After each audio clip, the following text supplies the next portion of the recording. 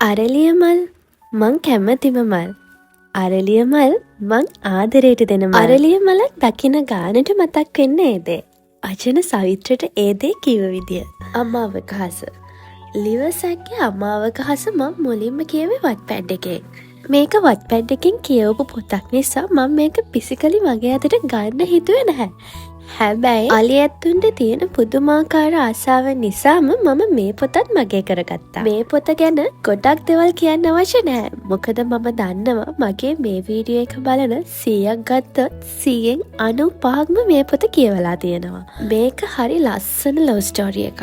ආදරයට සීමාමායින් නැහැ. ආදරයට නීති රෙගුලාසි නැහැ. ආදරේ කියන්නෙම ආදරේමයි. මේ පොතේදීත් ඒක හරි ලස්සනට ඔප්පු කරලා තියෙනවා. අමාවකහස කියලා කියන්නේ ලංකාවේ ගොඩක් දෙනෙක්ට අනුව නම් අසම්මත ආදර කතාවක්.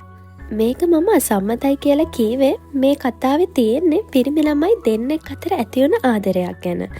ඉතින් ලංකාවේ ගොඩක් දෙනෙක් එහෙව් ආදර කතා දිහා බලන්නේ අසම්මතයක් විදියට. ඒත් ඒ අසම්මතය ඇතුලේ තියෙන සුන්දරත්වය ලිවර්සැක් මේ පොත පුරාවටම හරි ලස්සනට දිගෑරලා තියෙනවා. ඇයි දන්නවද මම එහෙම කියන්නේ? අජන එයාගේ සවිත්‍රයාට නැති වුණාට පස්සේ ආයෙම ආත්මෙක් එයාව හොයාගෙන ඒ එනකම් මම කොහොම හරි ජීවත් වෙනවා කියලා එයාගේ සවිත්‍ර ආයෙමත් එනකම් මග බලාගෙන හිටපු විදියෙන්ම ඒ දෙන්නගේ ආදරේ අසම්මතයක් වුණත් ඒකේ තියෙන ශක්තිමත් බව ඒකේ තියෙන සුන්දරත්වය හරි ලස්සනට ඔප්පු කරලා තියෙනවා. ඉතින් මම ආයෙමත් කියනවා ආදරේ කියන්නෙම ආදරේට විතරමයි.